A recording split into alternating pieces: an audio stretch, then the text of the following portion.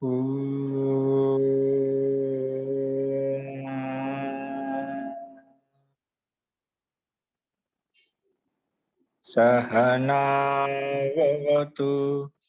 सहनौ भुनक्तु सह वीर्यं करवावहै तेजस्विनावधीतमस्तु मा विद्विषावहै। ओम शांति शांति शांति।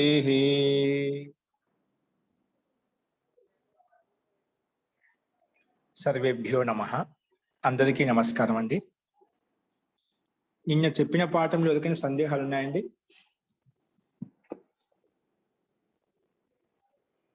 నిన్న చెప్పిన పాఠంలో అస్తు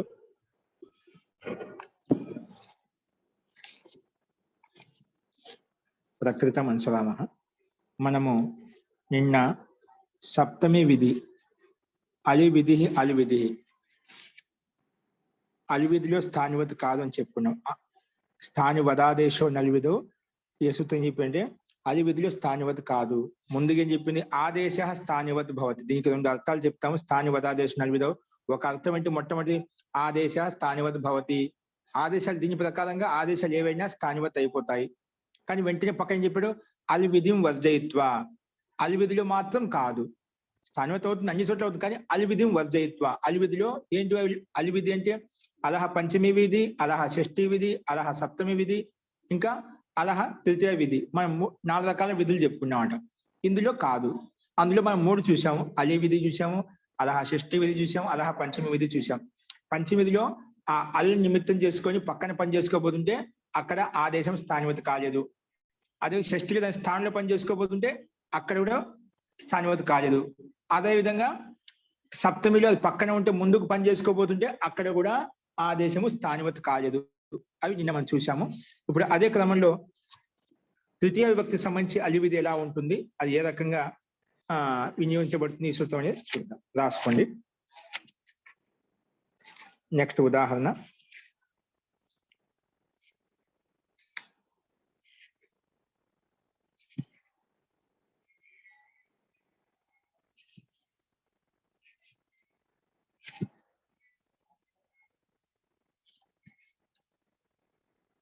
నాలుగో విధి అంతిమది రాసుకోండి. అలా విధి అల్ విధి అంటే అల్ కారణం చేత విధికి ఉదాహరణ. అల్కే ద్వారా విధి, అది ఎలా ఉంటుంది? తృతీయ విభక్తి. అలా విధి అల్ విధి. అలా తృతీయ విభక్తి విధి. ఓకేనా? అలా తృతీయ విభక్తి అంటే తృతీయ విభక్తి వస్తుంది ద్వారా అని అర్థం వస్తుంది. అంటే అల్ ద్వారా అంటే అల్ వర్ణం ద్వారా ఏదైతే విధి జరుగుతుందో, అల్ వర్ణం ద్వారా ఏదైతే విధి జరుగుతుందో ఆ విధిలో కూడా ఆదేశం స్థానివత్ కాదు అని చెప్తున్నాడు. అందుకే అలా విధి అల్ విధి, అలా విధి అల్ విధి. ఉదాహరణ రాసుకోండి. ఏంటి ఉదాహరణ? మహోరస్కేన. ఎగ్జాంపుల్ ఏంటంటే మహోరస్కేన. మీకు అక్కడ కనిపిస్తుంటుంది, చూసుకోండి. మహోరస్కేన, మహోరస్కేన, ఇది ఎగ్జాంపుల్. మహోరస్కేన అంటే ఏమిటి? దీని యొక్క తాత్పర్యం ఏంటి? దీని యొక్క అర్థం ఏంటి? అర్థం రాసుకోండి. మహోరస్కేన అంటే ఏమిటంటే విశాలమైన ఛాతి ఉంది ఎవరికైతే. విశాలమైన మహోరస్క అంటే విశాలమైనటువంటి మహాంతమైనటువంటి ఛాతి అంటే హృదయ ప్రదేశం ఉంది ఎవరికి అయితే అతని ద్వారా. మహోరస్క అనే పదం ఏంటి? తృతీయ విభక్తి ఏకవచనంలో ఉందండి. అందుకే ముందు మహోరస్క అంటే చెప్పాం. మహోరస్క అంటే ఏం చెప్పాను? మహాంతమైనటువంటి విశాలమైన ఛాతి అంటే హృదయం ఉంది ఎవరికైతే అతడు, అతని ద్వారా, ఉస్కే ద్వారా అదంటే తృతీయ భక్తి కంటే అతని ద్వారా అని అర్థం. విశాలమైన హృదయం ఉన్నటువంటి ఆ వ్యక్తి ద్వారా, ఎవరికైతే ఉందో ఆ వ్యక్తి ద్వారా, ఎవరికైతే ఉందో అతని ద్వారా, అది దీని యొక్క అర్థం. ఇప్పుడు ఇదే శబ్దాన్ని మహోరస్కే శబ్దాన్ని విగ్రహవాక్యం లేదా విధంగా రాస్తాం. ఇప్పుడు చెప్పిన అర్థాన్ని విగ్రహవాక్య రూపంలో రాయాలి. కింద రాసుకోండి. మహత్ ఉరో యస్య. మహత్ అంటే మహాంతమైనటువంటి విశాలమైనటువంటి. ఉరహ అంటే ఛాతి అంటే హృదయం. ఉదహ యస్య ఎవరికైతే ఉందో, తేన అతని ద్వారా, తేన అంటే అతని ద్వారా, ఓకేనా, తేన అంటే అతని ద్వారా, మహత్ ఉదో యస్య తేన అతని ద్వారా, ఓకేనా.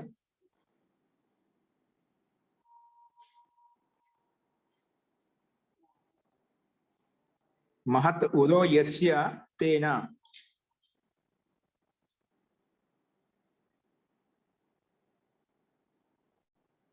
ఓకే, ఇది విగ్రహవాక్యం అండి. మహత్ ఉదో యస్య తేన మహోరస్కేన కలిపితే అవుతుంది తేన ఈజ్ ఈక్వల్ టు మహోరస్కేన. మహత్ అంటే మహంతమైన ఉదాహ ఉదయం ఎస్ ఎవరికైతే ఉందో తేన అతని ద్వారా, ఇది దీని యొక్క తాత్పర్యం.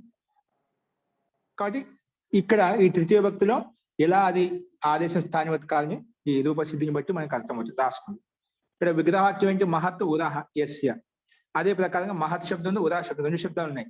కాబట్టి మనం ప్రథమ విభక్తిలో ఉన్నాయి కాబట్టి ప్రథమ విభక్తిలో పెట్టుకున్నాం. మహత్ సు ఉరస్సు సు రాసుకోండి. మహత్ సు ఉరస్సు సు, మహత్ సు ఉరస్ సు, మహత్ సు ఉరస్సు సు.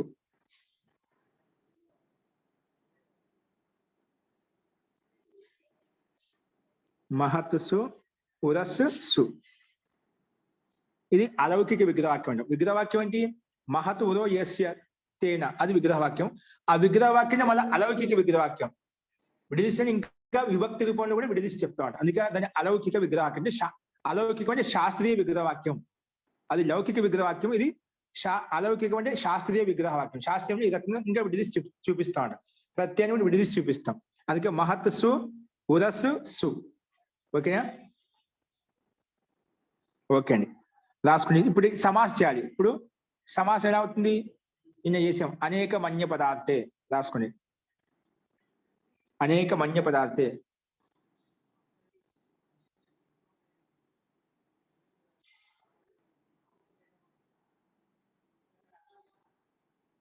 అనేక మన్య పదార్థే. నేను దీని యొక్క అర్థం రాసుకున్నాం. దీంతో ఏ సమాసం అవుతుందండి? నేను చెప్పాను దీని యొక్క అనేకం సుబంతం అన్య పదార్థే వర్తమానం. అనేకం సుబంతం రాసుకో. అనేన సుధన అనేన సూత్రేణ. అనేకం సుబంతం, అనేకం సుబంతం అన్య పదార్థే వర్తమానం.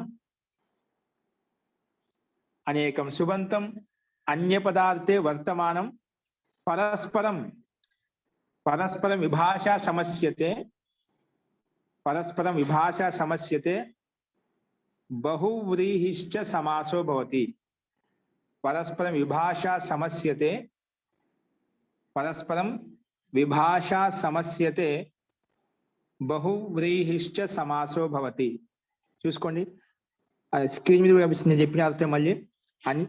అనేకం సుబంతం అన్య పదార్థే వర్తమానం పరస్పరం విభాషా సమస్యతే బహువ్రీహిశ్చ సమాసో భవతి. ఓకేనా? దీంతో ఏ సమాసం ఏంది? మహత్ సు ఉదస్సు. ఇవి అనేక సుబంతాలు కదా, ఒకటికన్నా ఎక్కువ ఉంటే అనేకం అని చెప్తాం. ఇక్కడ మహత్సు ఒక సుబంతం ఉంది, ఉదస్సు అని ఒక సుబంతం ఉంది. అంటే అనేక సుబంతాలు ఒకదానికొకటి పరస్పరం అంటే మహత్ ఉదస్సు రెండు ఒకదానికొకటి సమాసం అయ్యాయి. ఏ సమాసం అయ్యాయి? బహువ్రీహిశ్చ సమాసో భవతి. బహువ్రీహి సమాసం అయ్యాయి. ఎందుకంటే మహాంతమైన ఉదస్సు ఛాతి ఉంది ఎవరికైతే, మూడో వ్యక్తి అన్య పదం ప్రధానం అన్నమాట. బహువ్రీహి సమాసం చెప్పామా?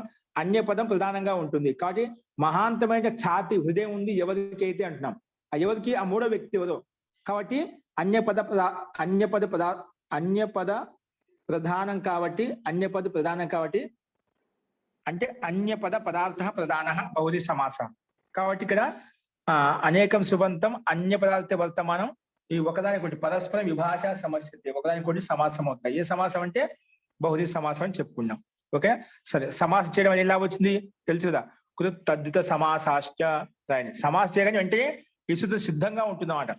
ఇత్ సంధ్యాన్ని పేరు పెట్టగానే ఏ రకంగా అయితే తస్యలోప సిద్ధంగా ఉంటుందో అలాగే సమాసం చేయగానే కృత్ తద్ధిత సమాసాశ్చ విశుద్ధం సిద్ధంగా ఉంటుంది. ఎందుకు?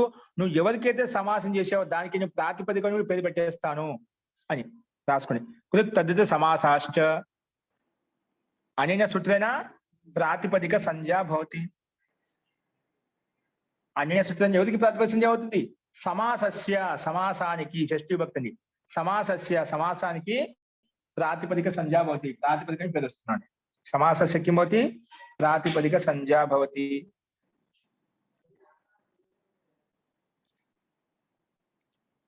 అనేన సూత్రేణ సమాసస్య కిం భవతి ప్రాతిపదిక సంజ్ఞా భవతి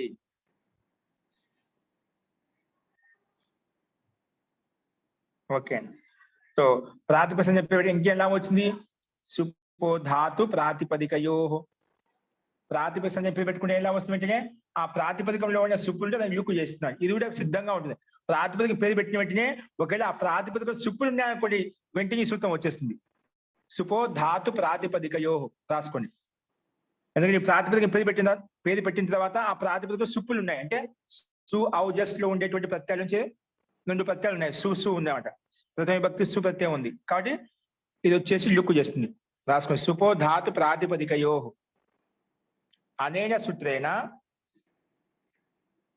సుపో ధాతు ప్రాతిపదికయో అనేన సూత్రేణ ప్రాతిపదిక అవయవస్య సుపః లుక్కు భవతి అనేన సూత్రేణ ప్రాతిపదిక అవయవస్య సుపః లుక్కు భవతి ఓకే సో లుక్ అంటే ఏమిటి తెలుసు కదా ప్రత్యయస్య లుక్ స్లు లుపః ప్రత్యయాన్ని కనిపించకుండా చేయడాన్ని ప్రత్యయస్య అదర్శనస్య లుక్ సంజ్ఞా భవతి ప్రత్యయాన్ని అదర్శనం చేయడమే దాన్ని లుక్ అంటాము కాబట్టి ఇక్కడ మహత్సు ఉదస్సులో ఉండే 2 సులు తీసేస్తాం ఎందుకంటే ప్రాతిపదిక మధ్యలో ఉండే సుప్పులు కానీ లుక్ అయిపోయింది లుక్ అంటే ఏమిటన్నప్పుడు అది సూత్రం రాసుకునే ఏంటి ప్రత్యయస్య లుక్ స్లు లుపః ఓకే లుక్ చేస్తే ఏమైంది అది రాసుకొని అది చూపించండి కింద మహత్ ఉరస్ అవి మిగిలాయి అది కింద దించుకోండి మహత్ ఉరస్ మహత్ ఉరస్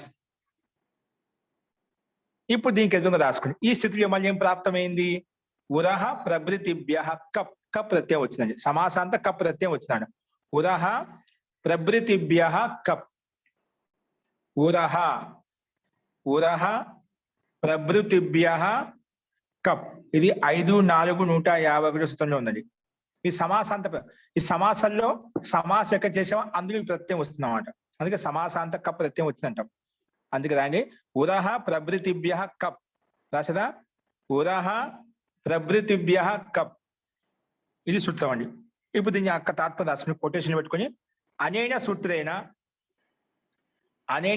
చూడండి మీకు స్క్రీన్ మీద కనిపిస్తుంది అనేన సూత్రేణ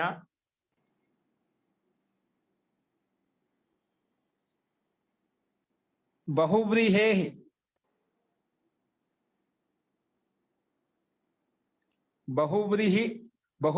సమాసే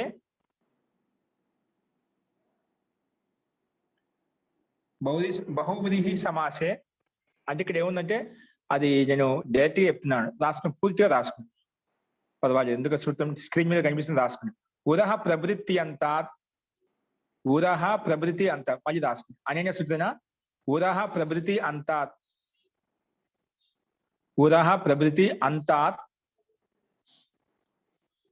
ఉరహ ప్రభృతి అంతాత్ అంటే ఒక గణం ఉంది ఉరహ కొన్ని ఈ ఉరహ ప్రభృతి గణం ఉందండి అక్కడ కొన్ని శబ్దాలు ఉన్నాయన్నమాట ఆ శబ్దాలన్నింటిలో ఈ ప్రత్యయం వస్తుందన్నమాట ఓకేనా రాసుకో ఉరహ ప్రభృతి అంతాత్ అక్కడ వచ్చాము చెప్తాను ఉరహ ప్రభృతి అంతాత్ బహువ్రీహే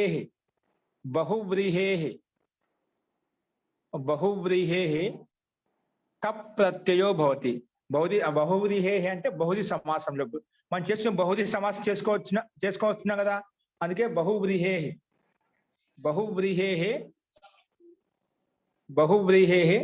సమాసాంత కప్ ప్రత్యయో భవతి సమాసాంత బహువ్రీహే కప్ ప్రత్యయో భవతి ఏ ప్రత్యయం వస్తుంది సమాసాంత అని బహువ్రీహే కప్ ప్రత్యయో భవతి బహువ్రీహే కప్ ప్రత్యయో భవతి సమాసాంతః బహువ్రీహే కప్ ప్రత్యయో భవతి సమాసాంతః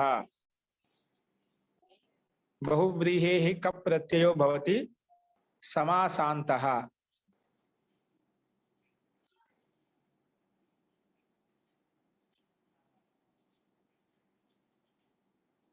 బహుళ సమాసం కదా. ఆ బహుళ సమాస అంటే మొత్తం మనకు ఏంటిదా ఉదస్ మహత్ ఉదస్ శబ్దం అండి. దీనికి బహుళ సమాసం చేసుకున్నాం. ఆ సమాసానికి అంతిమంలో కప్ ప్రత్యయం వస్తుంది. సమాసాంత కప్ ప్రత్యయం, సమాసానికి అంతిమంలో కప్ ప్రత్యయం వస్తుంది. స్పష్టంగా చెప్పింది. అంటే ఇక్కడ ఈ అధికారంలో ఉండే ప్రత్యయాలు ఏవచ్చినా అవి సమాసానికి అంతిమంలోనే వస్తాయి. సమాసం లేకుండా రావండి. సమాసం ఉంటేనే వస్తాయి ఈ ప్రత్యయాలు. సమాసం చేయకపోతే రావన్నమాట. అందుకే సమాసాంత కప్ ప్రత్యయో భవతి. కప్ ప్రత్యయం ఎక్కడ వస్తుంది? సమాసాంత కప్ ప్రత్యయో భవతి. ఓకేనా? రాయండి. ఈ మహత్ ఉదస్ సమాసం కాబట్టి ఆ సమాసానికి అంతిమం వస్తుంది, కప్ ప్రత్యయం వచ్చింది. ప్రత్యయం అనగానే ప్రత్యయ పరశ్చ ప్రకారంగా పక్కనే వస్తాయి. రాయండి. మహత్ ఉదస్ కప్, కప్ ప్రత్యయం వచ్చింది. మహత్ ఉదస్ కప్, మహత్ ఉదస్ కప్, మహత్ ఉదస్ కప్, మహత్ ఉదస్ కప్, మహత్సు ఉరస్సు. ఓకేనా? మహత్ ఉరస్ కప్.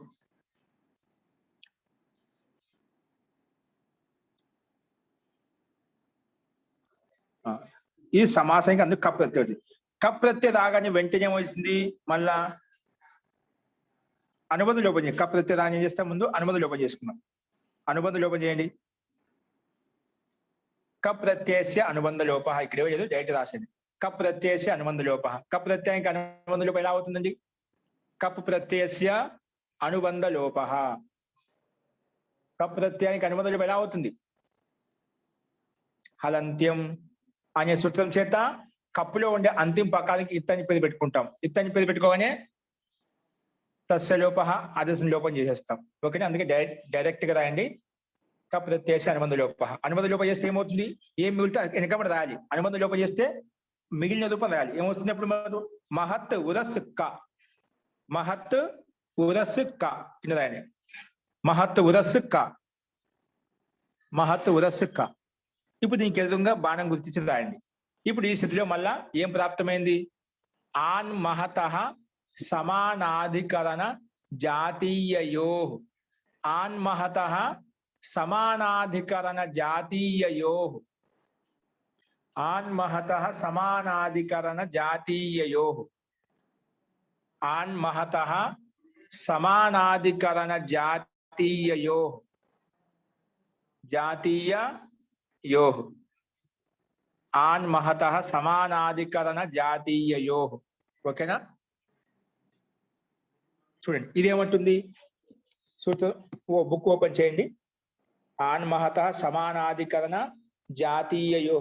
6-3-45. 6-3-45. 6వ అధ్యాయం 3వ పాదం 45. ఓకే, రాసుకోండి. స్క్రీన్ మీద కనిపిస్తుంది. బుక్లు ఉన్న బుక్కులు స్వయం ఓపెన్ చేసుకోండి ఖచ్చితంగా. ఇక్కడ స్క్రీన్ మీద చూస్తుంది. లేని వాళ్ళు చూసుకోండి, ఉన్న వాళ్ళు మటు ఖచ్చితంగా పుస్తకం ఓపెన్ చేసి చూసుకోండి. సో ఆన్ మహత సమానాధికరణ జాతీయయోహు. ఇదేమంటుంది చూడండి, అర్థం చేసుకోండి. డైరెక్ట్ గా రాసుకోండి. అనేన సూత్రేణ సమానాధికరణ ఉత్తరపదే. సమానాధికరణ ఉత్తరపదే జాతీయే చ ప్రత్యయే. జాతీయే చ ప్రత్యయే. జాతీయే చ ప్రత్యయే పరతః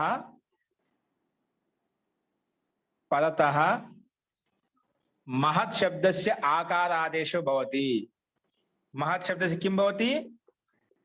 महत् शब्दस्य आकारादेशो भवति. महत् शब्दस्य आकारादेशो भवति. महत् शब्दस्य ఆకారాదేశో భవతి. ఇప్పుడు ఇది వచ్చింది, ఈ సూత్రం వచ్చింది కదా, దీని యొక్క కండిషన్స్ ఉన్నాయి ఇక్కడ, అది చూసుకోవాలి మనం. ఈ సూత్రం వచ్చింది ఏమంటుంది? ఇది సమానాధికరణ ఉత్తరపదే లేదా జాతీయ ప్రత్యయ. జాతీయ ప్రత్యయం పక్కన ఉండాలంట, లేదా సమానాధికరణ ప్రత్యయం పక్కన ఉండాలంట. ఏముండాలంట? సమానాధికరణ ప్రత్యయం పక్కన ఉండాలంట, లేదంటే జాతీయ ప్రత్యయం పక్కన ఉండాలంటే. ఇక్కడ జాతీయ ప్రత్యయం పక్కన లేదండి. ఏంది? జాతీయ ప్రత్యయం పక్కన లేదు. ఏముంది? సమానాధికరణ ఉత్తర పదం ఉంది. ఇప్పుడు మహత్ని పూర్వపదము, ఉరస్ని ఉత్తర పదం. ఓకేనా? మహత్తు పూర్వపదం, ఉరస్ ఉత్తర పదం. ఇక్కడ ఈ మహత్తు ఉరస్, మహాంతమైన విశాలమైన ఉరస్ అంటే ఛాతీ ఉంది ఎవరికైతే. అంటే మహాంతమైనటువంటి వ్యక్తి ఛాతీ అనేది, ఛాతి అనేది రెండు భిన్న భిన్నమైనవా, ఒకరిలో ఉండాయా? మహాన్ అనే వ్యక్తికి అధికరణము ఛాతి, ఉరస్ అంటే ఛాతి అనే ఛాతికి అధికరణం రెండు భిన్న భిన్నంగా ఉన్నాయా? రెండు ఒకటే. మహాంతమైనటువంటి విశాలమైన హృదయం ఉంది ఎవరికైతే, గుండె ఉంది ఎవరికైతే, అంటే ఉరస్ శబ్దానికి మహత్ శబ్దానికి రెండింటికి అధికరణం ఒకటే. అందుకే సమానాధికరణం ఉత్తర పదే పదత. సమానాధికరణం అంటే మహత్కి ఉరస్కి వ్యక్తి ఒకరే. మహాన్ వ్యక్తి అతనే, ఆ మహాంతమైన వ్యక్తికి హృదయం కూడా ఒకటే. ఒకటే అంటే ఇద్దరికి వ్యక్తి ఒకరే అన్నమాట. మహాన్ శబ్దం వేరు, ఉరస్ శబ్దం భిన్న భిన్నం కాదు. అంటే రెండింటికి అధికరణం సమానము. కాబట్టి అలా సమానాధికం ఉత్తర పదం పక్కనే ఉంది. ఉత్తర పదం అంటే ఉరస్ శబ్దం పక్కన ఉంది. ఉరస్ శబ్దం పక్కన ఉంటే అందుకే ఉత్తర పదే పదత. మహత్ శబ్దస్య ముందు మహత్ శబ్దం కదా, మహత్ శబ్దస్య ఆకార ఆదేశో భవతి అని చెప్పింది. ఓకేనా? అందుకే దీని కండిషన్స్ మొత్తం వచ్చాయి కదా. ఇది ఉత్తర పదం పక్కన ఉంది, ఉత్తర పదం పక్కన ఉంది, అది సమానాధికరణం కూడా. కాబట్టి ముందున్నటువంటి మహత్ శబ్దానికి ఆకార ఆదేశం వస్తుంది అని చెప్పింది. ఓకేనా? కానీ ఆదేశం ఎక్కడ వస్తుందండి? ఆదేశం ఎక్కడ వస్తుంది? ఇది ఏ ఆదేశము? ఏక అల్ ఆదేశమా, అనేకాల ఆదేశమా? ఏక అల్ ఆదేశమా, అనేకాల ఆదేశమా? ఏకాల ఆదేశం. ఏకాల ఆదేశం వస్తుంది, ఏ శబ్దం వస్తుంది? అలోంత్యస్య రాయని. అలోంత్యస్య ఇది వచ్చి ఆదేశ కుట్ర భవతి. మహత్ శబ్దస్య ఆకారాదేశం చెప్పావు, మహత్ శబ్దానికి ఆకారాదేశం చెప్పావు, మహత్ శబ్దానికి ఆకారాదేశం చెప్పావు. కానీ మహత్ శబ్దానికి మకారానికి వస్తుందా, హకారానికి వస్తుందా, తకారానికి వస్తుందా, లేదా మధ్యలో వస్తుందా, ఆదిలో వస్తుందా, అంతిమంలో వస్తుంది? ఎక్కడ వస్తుంది? ఇక మహత్ శబ్దానికి ఆకారాదేశం చేసుకోమని చెప్పి ఎక్కడ చేసుకోవాలి? ఆదేశ కుట్ర భవతి. అప్పుడు నిర్ణయం కోసము అలోంత్యస్య వచ్చి చెప్తున్నమాట. లేదండి ఇది ఆదేశము ఏకల ఆదేశం కదా, అంత్యస్య అలహస్థానే భవతి. ఆదేశ అంత్యస్య అలహస్థానే భవతి అని చెప్తుంది. రాసుకుని అలోంత్యస్య, అలోంత్యస్య నీటిగా రాసుకుని అనేక సూత్రైన అంత్య సూత్రం తిప్పుదాని అంత్యస్య అలహస్థానే ఆదేశ భవతి. అంత్యస్య అలహస్థానే ఆదేశ భవతి. అంతిమ అలస్థానంలో ఆదేశం వస్తుంది. అంత్యస్య అలహస్థానే, అంత్యస్య అలహస్థానే కిం భవతి? ఆదేశ భవతి. ఓకేనా? తో అంతిమ మహత్ శబ్దం అంతిమ ఏంటండి? తకార. ఆ తకార స్థానంలో ఆకార ఆదేశం వస్తుందన్నమాట. అందుకే రాయని కింద మహత్, మహత్ కాదు, మహత్లోని తకారానికి ఆకారం వచ్చింది, ఆకారం ఆదేశం కదా. అందుకే మహ ఆ తకార స్థానంలో ఆక పెట్టేశాడని.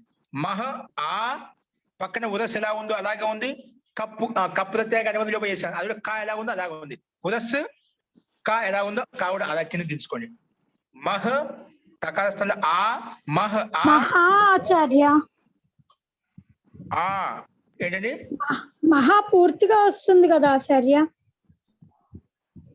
మహత్ శబ్దం కదా, మహాశబ్దం కదా, మహత్ శబ్దం. అవునాచార్య, తకార స్థానంలో ఆ వస్తుంది, ఇక్కడ ఆ వస్తుంది. అవునాచార్య, మహా పూర్తిగా వస్తుంది కదా ఆచార్య? హలంత్యం రాదుగా ఆచార్య? మహా హకారానికి హలంత వర్ణం రాదు కదా ఆచార్య? నేనే రాదు, మహా పూర్తిగా ఉంటుంది. అదే ఆచార్య. మహా ఆ మహ చెప్పానా? మహ ఆ మహత్లో తకారం విడిగా ఉంది కదా, అంతిమ వర్గం తకారమే. కాబట్టి మహా పూర్తిగా ఉందండి, మహా పూర్తిగా ఉంది. ఓకే అండి, అస్తు. మహ ఆ ఉరస్ క, మహ ఆ ఉరస్ క, మహ ఆ ఉరస్ క. అస్తు, ఉత్తమం. ఇప్పుడు మళ్ళా మహలో ఉండే మహ హకారంలో ఆ ఉంది, ఇప్పుడు తకాసంలో ఆ వచ్చింది. రెండు ఆ సవర్ణ అక్షరాలు పక్క పక్కన వచ్చాయన్నమాట. అచ్చులకు అవే అచ్చులు పదం బగున్నప్పుడు ఏమవుతుంది? దీర్ఘం ఏకాదేశం మగును. అచ్చులకు అవే అచ్చులు పదం బగున్నప్పుడు దీర్ఘం ఏకాదేశం అని చెప్పి తెలుగు వ్యాకరణం ఎప్పుడు చదువుకున్నాం. అదే వ్యాకరణం ఇక్కడ కూడా పనిచేస్తుంది. ఏమంటుంది అంటే అది అన్నిటికీ ఆదం ఇదే అన్నమాట, మన పాణిని వ్యాకరణమే. అస్తు. తో ఏమంటుంది రాసుకుని ఇక్కడ ఏమొచ్చింది దాన్ని కలపడం కోసం అకహ సవర్ణే దీర్ఘ అచ్చులకు సవర్ణ అచ్చులు అకహ స్థానే సవర్ణే అచి పదత దీర్ఘం ఏకాదేశో భవతి అంటుంది. అందుకే రాయము అకహ సవర్ణే దీర్ఘ అకహ సవర్ణే దీర్ఘ అకహ సవర్ణే దీర్ఘ అనేన సూత్రేణ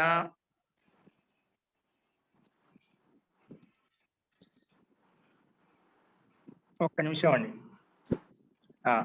దీర్ఘాదేశ ప్రాప్త అనేన సూత్రేణ పూర్వ పరయోః స్థానే దీర్ఘ ఏకాదేశ ప్రాప్త అకహ సవర్ణే దీర్ఘ కొటేషన్ పెట్టుకొని అనేన సూత్రేణ పూర్వ పరయోః స్థానే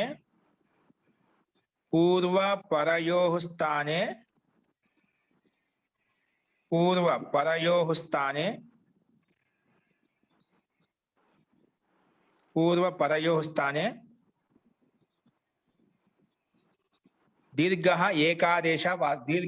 ఏకాదేశ ప్రాప్త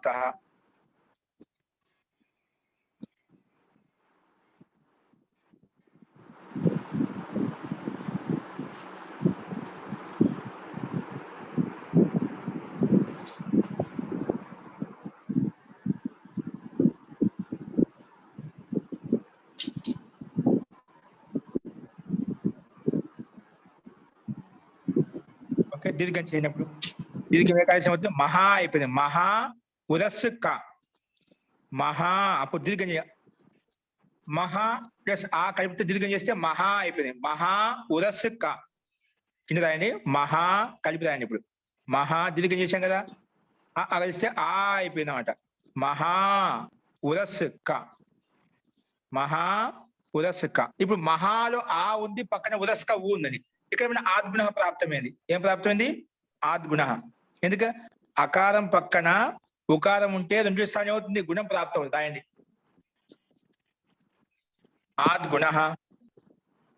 ఆద్గుణ అనేన సూత్రేణ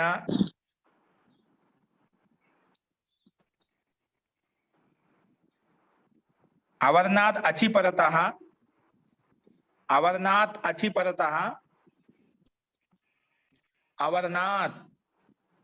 అచిపరత అంటే అవర్ణానికి పక్కలో అచ్చు పక్కన ఉంటే ఉంది కదా. అప్పుడు మహాలో ఆ ఉంది అవర్ణం అది దాని పక్క అచ్చు ఉరస్లో ఊ అనేది అచ్చు కదా. ఉరస్లో ఊ అనేది అచ్చు అన్నమాట. అవర్ణాత్ అచిపరత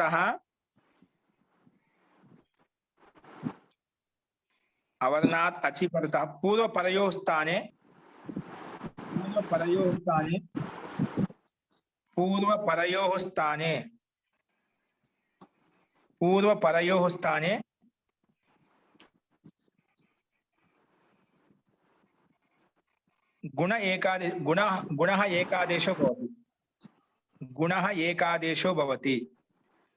గుణ ఏకాదేశో భవతి.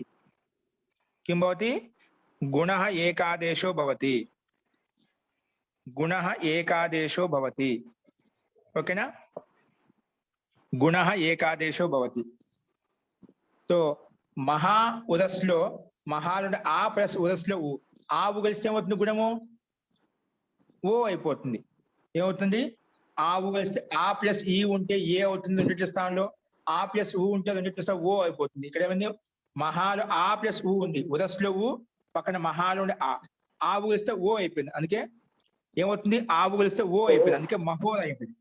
మహోరస్ అయిపోయింది. రాయండి కింద రాయండి. మహోరస్ గుణం చేస్తే అయిపోయింది మహోరస్. అయిపోయింది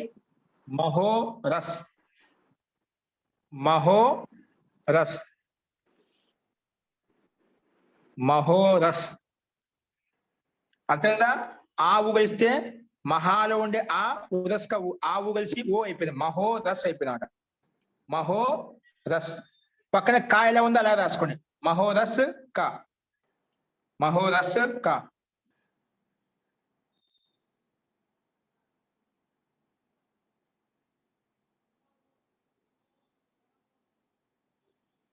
మహో మహో రస్ క మహో రస్ క మహో రస్ క మహో రస్ క. ఓకేనా?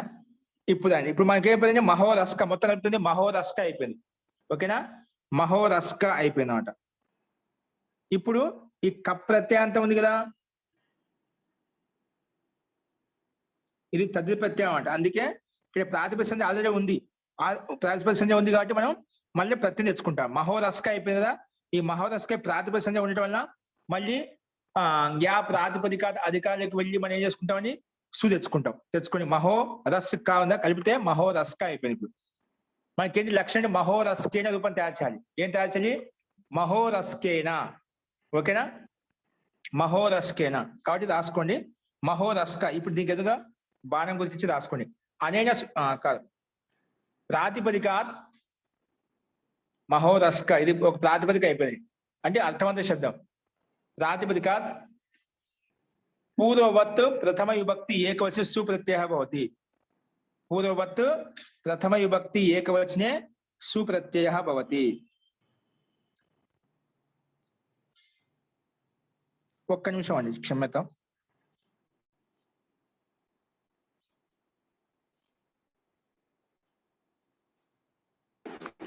తృతీయ విభక్తి వస్తుంది మహోదయ.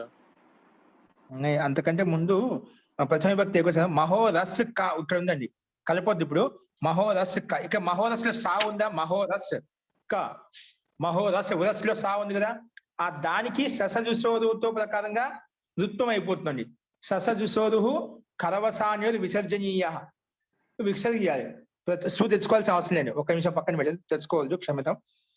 ఇప్పుడు ఆయన మహోరస్ క, ఈ స్థితిలో ఆయన కొట్టేసేయండి. మహోరస్ క, ఇక మహోరస్ లో సా ఉంది కదా, ఆ సకానికి విసర్గ చేసుకుంటాం. ఇక్కడ ఆ కప్పు ప్రత్యయం అది పక్కనే ఉంది, సమాసాంత కప్పు ప్రత్యయం కామిగి కదా, అది అట్లే ఉంది. కానీ మహోరస్ లో ముందు సా ఉంది కదా, అది పదాంతంలో ఉంది. అందుకే పదాంత సకారం కాబట్టి ససజుసోరు వచ్చిందండి.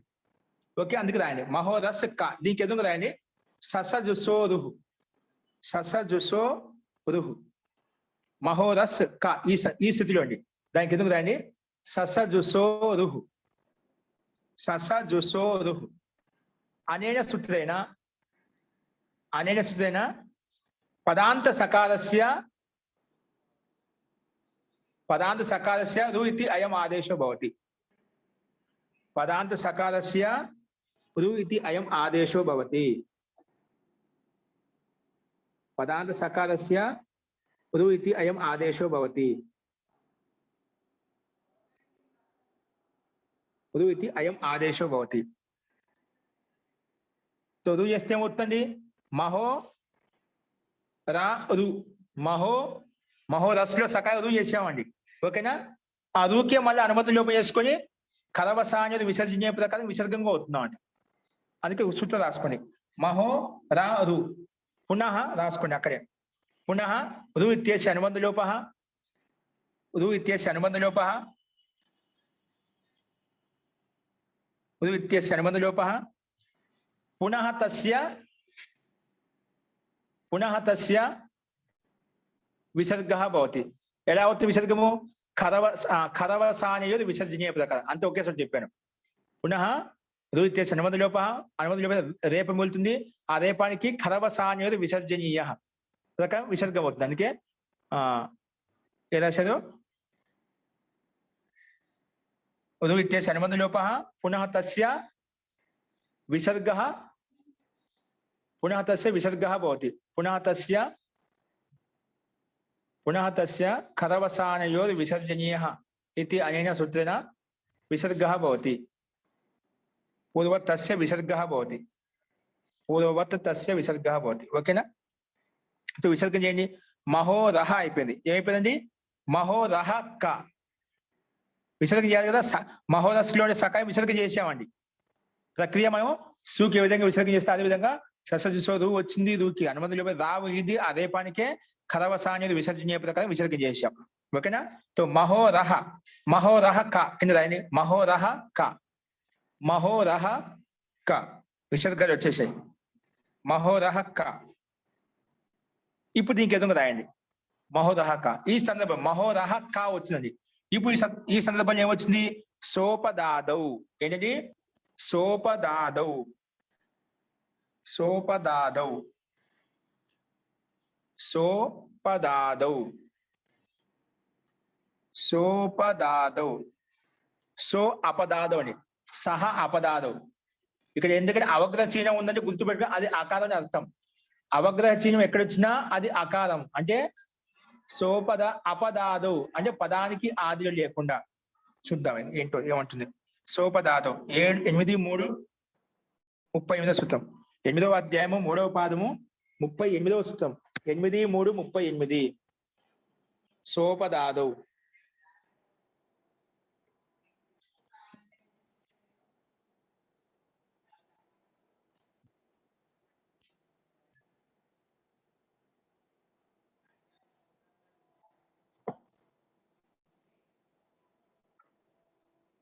రాసుకోండి. అనేన సోపదాదు దాని యొక్క తాత్పర్యం రాసుకోండి. అనేన సూత్రేణ అనేన సూత్రేణ అనేన సూత్రేణ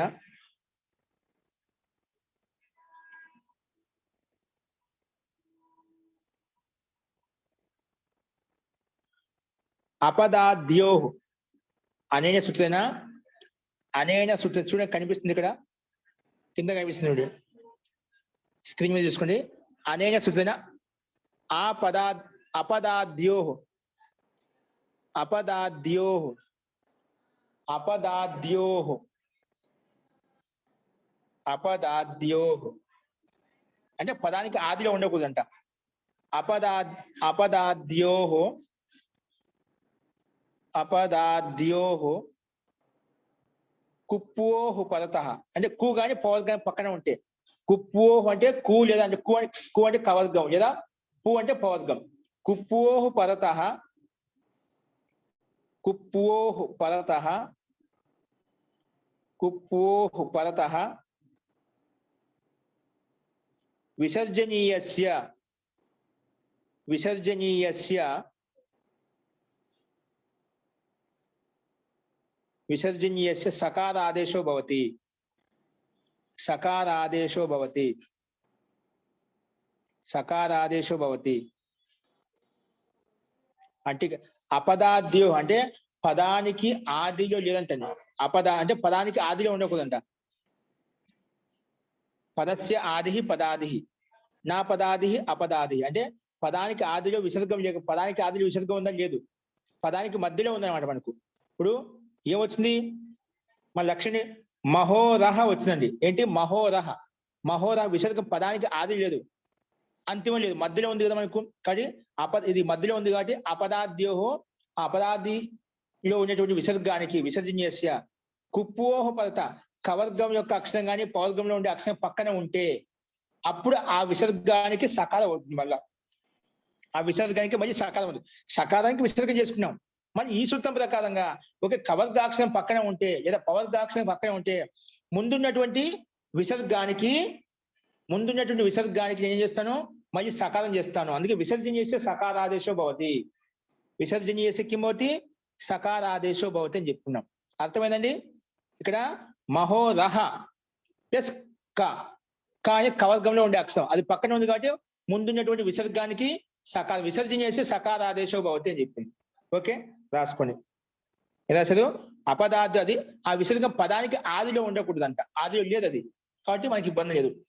అందుకే అపదాద్యో కుప్పోహ పరత కు గాని పా గాని. కుప్పు అంటే కవర్గం పవర్గంలో ఏ అక్షరం ఉండినా ఏ అక్షరం వచ్చిన పక్కన అప్పుడు ముందుండే విసర్గానికి విసర్జనీయస్య అంటే విసర్గ స్థానంలో సకారాదేశం పోతుంది. సకారం ఆదేశంగా వస్తుంది. ఓకే, సో సకారం చేయండి. అప్పుడే మళ్ళీ సా వచ్చింది అన్నమాట. మహోరస్ క మహోరస్ క మహోరస్ క మళ్ళీ చేయండి. సా మహోరస్ క మహోరస్ క. ఓకేనా? ఇప్పుడు మళ్ళీ విసర్గ స్థానంలో సా చేసుకున్నాం. మళ్ళీ ముందు విసర్గ చేసాము, ప్రాప్తిగా చూపించాలన్నమాట. ఎందుకంటే మనం ముందు సకారం ఉండేది కదా, మళ్ళీ అదే పెట్టుకోవచ్చు కదా. కానీ అది చెప్తుంది అప్పుడు ససజుసోది పదానికి అంత్యంలో సకాలం వచ్చింది కాబట్టి అప్పుడు అది వచ్చి రుజువు చేసింది. రుజువు చేస్తే ఆ పద్ధతి ప్రకారం ఇవన్నీ చేసేయాలి. తర్వాత మళ్ళీ ఇది వచ్చేసి చెప్పింది అటువంటి పదానికి ఆదిలో లేనటువంటి విసర్గం ఏదైతే ఉందో దానికి కవర్గం కానీ పవర్గం కానీ పక్కన ఉంటుంది, మళ్ళీ విసర్గం ఆ విసర్గానికి సా చేస్తున్నా చెప్పి సా చేసేసింది అనమాట. అందుకే మహోరస్ మహోరస్క అయిపోయింది అనమాట. ఇప్పుడు దీనికి ఎదురుగా రాయండి. ఏం రాస్తారు ఇక్కడ మళ్ళీ ఇప్పుడు తెచ్చుకున్నాం, ప్రత్యయ విభక్తి తెచ్చుకుంటాం. అత్ర పూర్వవత్, అత్ర పునః పూర్వవత్, తృతీయ విభక్తి ఏకవచనే అంటే జ్ఞా ప్రాతిపదిక అధికారాన్ని కూడా తెచ్చుకుంటామని. అత్ర పునః మళ్ళీ పూర్వవత్, అత్ర పునః పూర్వవత్ తృతీయ విభక్తి ఏకవచనే. మన లక్షణం మహోరస్కేన తృతీయ విభక్తి కావాలి కాబట్టి తృతీయ విభక్తి తెచ్చుకున్నాం ప్రత్యయం. తృతీయ విభక్తి ఏకవచనే, తృతీయ విభక్తి ఏకవచనే, తృతీయ విభక్తి ఏకవచనే, తృతీయ విభక్తి ఏకవచనే టా ప్రత్యయో భవతి. ఏ ప్రత్యయం వస్తుంది? పూర్వవత్ తృతీయ విభక్తి ఏకవచనే టా ప్రత్యయో భవతి. తృతీయ విభక్తి ఏకవచనే టా ప్రత్యయో భవతి. తృతీయ విభక్తి ఏకవచనే కిం భవతి? టా ప్రత్యయో భవతి. టా ప్రత్యయం వస్తుంది. ఓకేనా? టా ప్రత్యయో భవతి.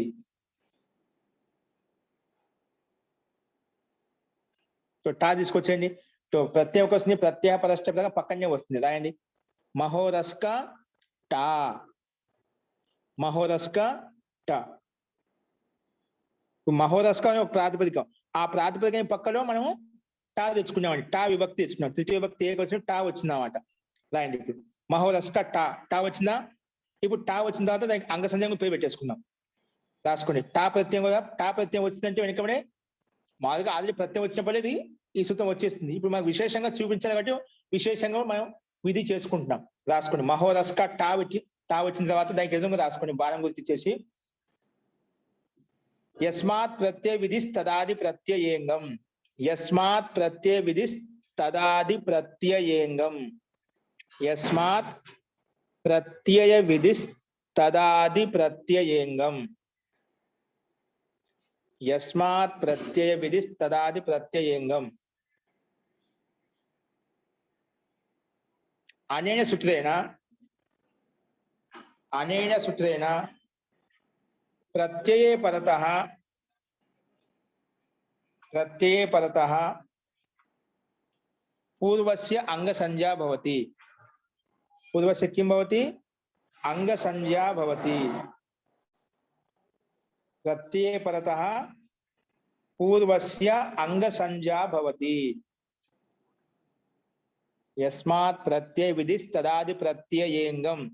అనేన సూత్రేణ ప్రత్యయే పరతః, ప్రత్యయే పరతః పూర్వస్య, పూర్వస్య అంగ సంజ్ఞా భవతి, అంగ సంజ్ఞా భవతి.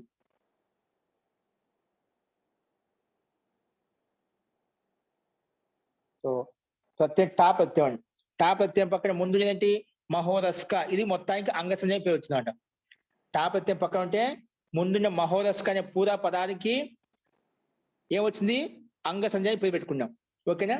సరే, అంగ సంజ్ఞ పేరు పెట్టడం ఎలా వచ్చింది వెంటనే ఇప్పుడు రాసుకోండి, కింద రాసుకోండి. మహోరస్క టా కింద రాయండి. ఇప్పుడు ఏం లాభం వచ్చింటే టాంగ్ గసి గసా మీనాత్స్యాహ, టా గసి గసాం, టాంగ్ గసి గసాం ఇనాత్స్యాహ,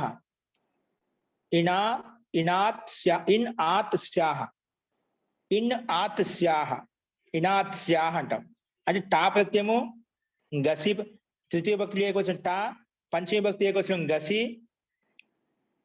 షష్ఠీ భక్తి ఏకొచ్చిన గస్. ఈ మూడు ప్రత్యయ స్థానంలో మూడు ఆదేశం ఇచ్చాడు. ఏమిచ్చాడు? టా వచ్చింది దాని స్థానం ఇన్ వస్తుందంట, గసి ప్రత్యయం వస్తే దాని స్థానం ఆత్ వస్తుంది, గస్ వస్తే దాని స్థానంలో శ్యా వస్తుంది. అది దీని యొక్క తాత్పర్యం. రాసుకోండి. టాంగ్ గసి గసా మీనాత్స్యాహ, మీనాత్స్యాహ రాసుకోండి. అనేన సూత్రేణ, అనేన సూత్రేణ చూడండి స్క్రీన్ మీద కనిపిస్తుంది. అనేన సూత్రేణ అదంతాత్ అంగాత్, అదంతాత్ అంటే అకారాంత అంగానికి పక్కన అంగం అని చెప్పాడు సూత్రంలో. విశేషంగా అంగం చెప్పినాడు కంటే మనం అంగ సంధి చేసుకోవాల్సి వస్తుందని. ఎక్కడైతే అంగం పేరు చెప్పలేదు సూత్రంలో అక్కడ మనకు అవసరం లేదు. ఎక్కడైతే సూత్రంలో విశేషంగా అంగం పేరు చెప్పినప్పుడు ఖచ్చితంగా మనం యస్మాత్ ప్రత్యయ విధి తదాది ప్రత్యయంగం ప్రకారంగా అంగ సంధి అని రాసుకోవాలండి. ఓకే, రాసుకోండి. అదంతాత్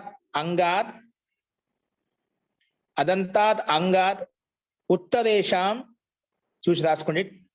అదంతాత్ అంగాత్ ఉత్తరేషాం టా కామా టా ప్రత్యయం అండి. మన దగ్గర టా ప్రత్యయం వచ్చింది. టా కామా గసి కామా టా కామా గసి కామా గస్ టా కామా గసి కామా గస్ ఇతి ఏతేషాం స్థానే టా స్థానే లేదా గసి స్థానే లేదా గస్ స్థానే అంటే ఏ ప్రత్యయం వచ్చింది దాని స్థానంలో క్రమంగా 3 ప్రత్యయాలకు 3 ఆదేశాలు వచ్చాయి.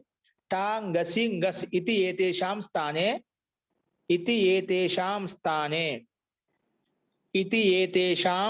స్థానే యథాసంఖ్యం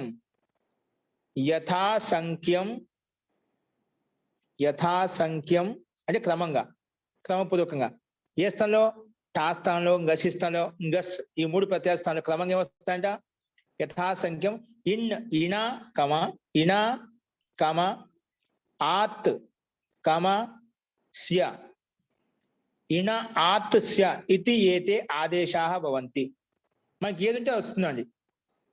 టా ఉంటే క్రమంగా ఒకటో దానికి ఇక్కడ ఒకటోది ఏంటి ఇన, రెండోది ఏంటి గసి, రెండోది ఇక్కడ ఏంటి ఆత్, మూడోది ఏంటి గసి ప్రత్యయం సారీ గస్ ప్రత్యయం మూడోది.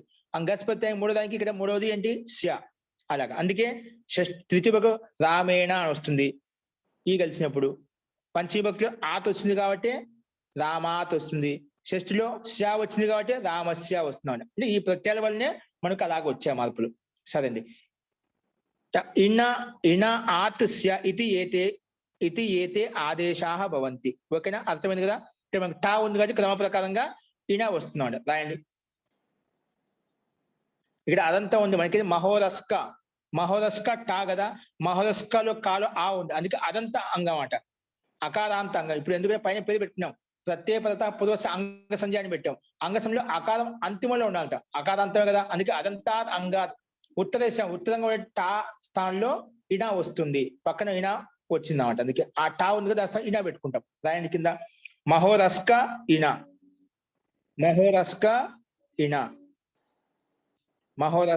ఇన టా స్థానం వచ్చిందండి, ఇన ఆదేశం వచ్చిందండి. టకార స్థానంలో ఇన ఆదేశం వచ్చిందన్నమాట. టకార స్థానం వచ్చింది, ఇన ఆదేశం వచ్చిందన్నమాట. ఇప్పుడు రాయండి మహోరస్క ఇన. ఓకేనా. ఇప్పుడు మళ్ళీ ఆద్గుణ వచ్చింది. మహోరస్క కాలు ఆ ఉంది, పక్కన ఈ ఉందండి, అందుకే ఆద్గుణ మళ్ళీ వచ్చినాడు. పునః ఆద్గుణ. మహోరస్క ఇన వేయండి. కాస్త ఇన వచ్చిన తర్వాత మహోరస్క ఇన. ఇప్పుడు దీనికి ఎదురుగా బాణం గుర్తించి రాసుకోండి. పునః ఆద్గుణ అనేన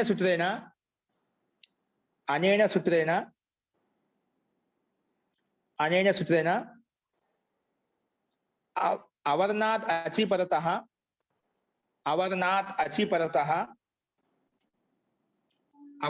అచిపరతః పూర్వపరయోః స్థానే గుణ ఏకాదేశో భవతి.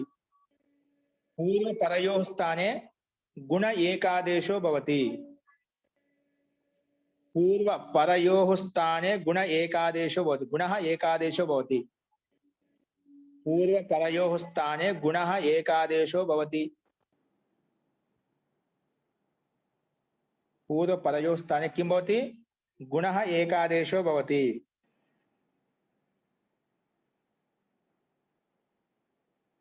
गुणः एकादेशो भवति. तो మహోరస్కల కాలో ఆ ఉంది, పక్క ఇనాలో ఈ ఉందండి. ఆ ఈ కలిస్తే పూర్వపరయోః స్థానే గుణం ఏమవుతుంది? ఆ ఈ కలిసి ఏ అయిపోతుంది. ఆ ఊ కలిస్తే ఓ రాసాము, ఇక్కడ ఆ ఈ కాబట్టి ఓ అయిపోయింది. అందుకే రాయండి మహోరస్కే న ఏమొస్తుంది? గుణం ఏకాదేశం వస్తే పూర్వపరయోః స్థానే గుణ ఏకాదేశో భవతి అని చెప్పాం. గుణం చేయండి, ఆ ఈ కలిస్తే ఏ అయిపోయింది. నా ఎలా ఉందో అలాగే ఉంది, అందుకే మహోరస్కేన ఇది రూపం వచ్చింది మనకు. ఏమొచ్చిందండి? మహోరస్కేన. ఇది రాయండి.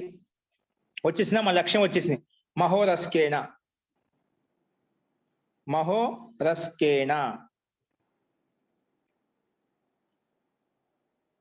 మహోరస్కేన.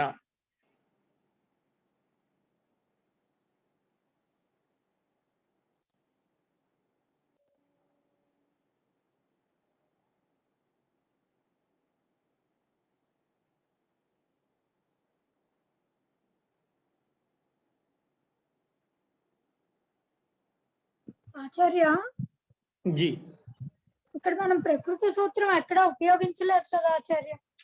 జీ ఉపయోగిస్తున్నాం. రాసుకొని చెప్తాను.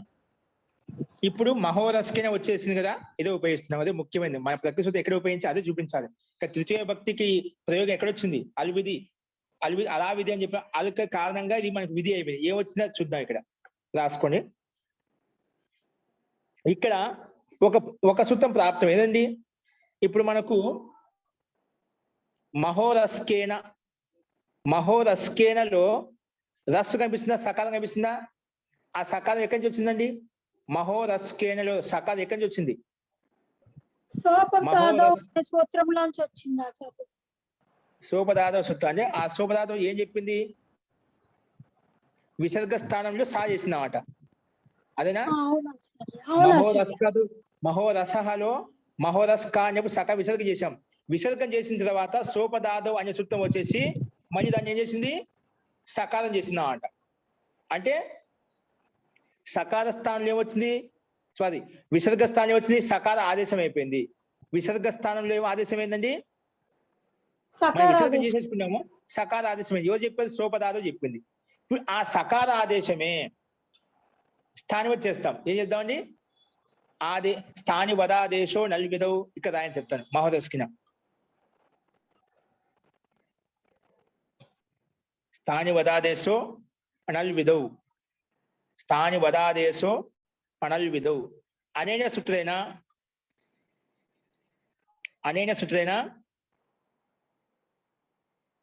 ఆదేశ స్థానివత్ భవతి. ఆదేశ స్థానివత్ భవతి. ఇది ఒక అర్థం అండి. దీనికి రెండు అర్థాలు చెప్పిన. ఒకటి ఆదేశ స్థానం చేస్తుంది, రెండో అర్థం అల్విధిం వర్ధయిత్వాన్. ఇక్కడ ముందు ఒక అర్థం రాద్దాం. అనేన సూచన ఆదేశ స్థానివత్ భవతి. ఏ ఆదేశము? మనం విసర్గ స్థానంలో సకారం ఆదేశం చేసుకున్నాం కదా. సారీ, విసర్గ స్థానం చేసుకున్నాం, సకార ఆదేశం చేసుకున్నాం. కాబట్టి విసర్గ స్థానం సకార ఆదేశం చేసుకున్నాం అంటే అది వస్తుంది ఆదేశ. ఏ ఆదేశ? సకార ఆదేశం వచ్చింది. ఏ స్థానం వచ్చి? విసర్గ స్థానంలో వచ్చిందనా? విసర్గ స్థానంలో వచ్చింది కాబట్టి ఆదేశ స్థానివత్ భవతి. ఆదేశం స్థానివత్ అవుతే ఏమవుతుంది? ఆ సకాలం కూడా విసర్గంగా కనిపిస్తుంది అన్నమాట. ఏ స్థానంలో అయితే ఆదేశం వచ్చిందో అది కూడా దానికి సమానంగా అయిపోతుంది. ఆదేశ స్థానివత్ భవతి. కాబట్టి అత్ర రాసుకొని ఆదేశ స్థానివత్ భవతి. అత్ర విసర్గస్థానే సకార ఆదేశ, అత్ర విసర్గస్థానే సకార ఆదేశ అస్తి. అత్ర విసర్గస్థానే సకార ఆదేశ అస్తి. స ఆదేశ స్థానివత్ భవతి. స ఆదేశ స్థాని రూపేణ స ఆదేశ రాయండి. సహ ఆదేశ స్థాని రూపేణ విసర్గో దృశ్యతే. స ఆదేశ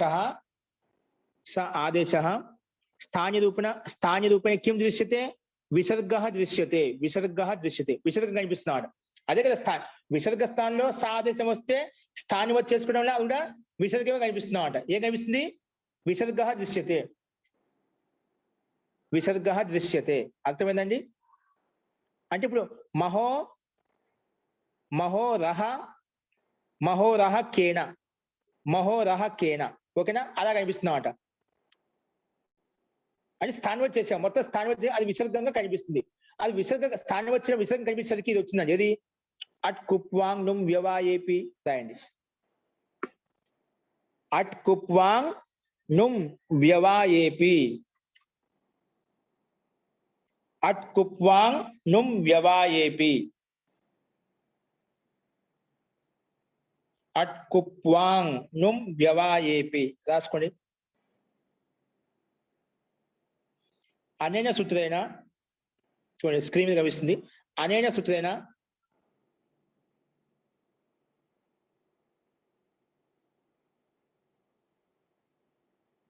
అనేన సూత్రేణ రేప్ షకారాభ్యాం ఉత్తరస్య రేప సకారాభ్యాం ఉత్తరస్య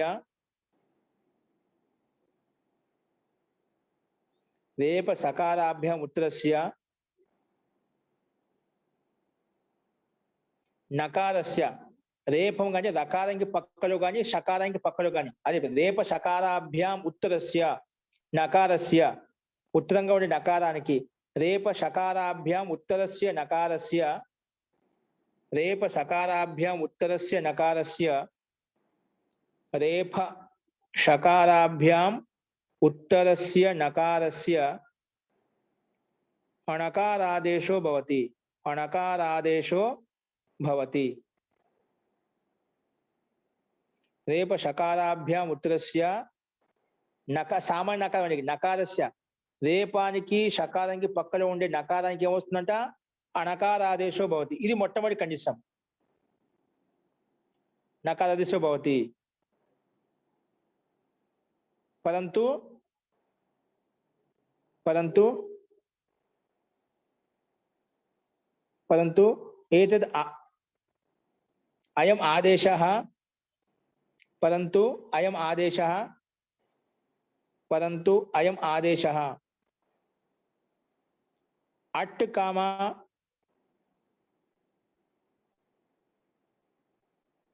अट् कामा कु कामा अट् అంటే అట్ ప్రత్యయం అంటే అట్ ప్రత్యయం అంటే ఆ ఈ ఉన్ ఉదు లుక్ ఏ ఓంగ్ ఐ ఔచ్ హయ వరట్ ఇంతవరకు ఈ సూత్రాలు మొత్తం వచ్చేస్తాయి. అంటే అచ్చులు మొత్తం వచ్చేస్తాయి.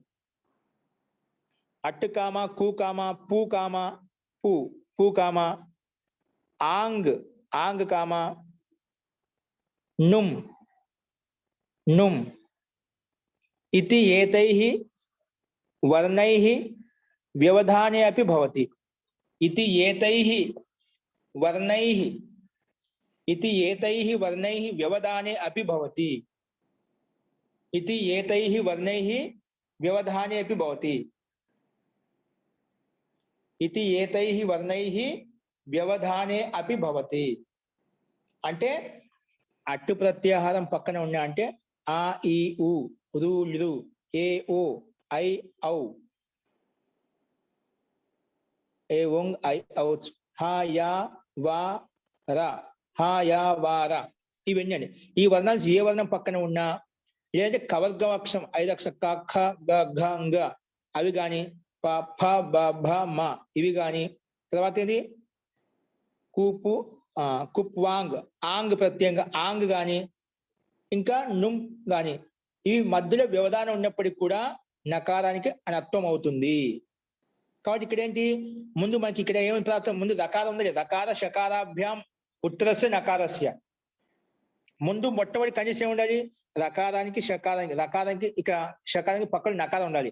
ఇక్కడ షకారం లేదు రకారం ఉంది. ఏది మహోరస్ లో రా ఉందా రా ఆ రాకి పక్కనే ఉంది మహోరస్కే మన అంతిమ పదం చూడండి మహోరస్కేనా ఇది మనకు మహోరస్కే పదంలో మహోరస్లో రా అనేది రేపం అట.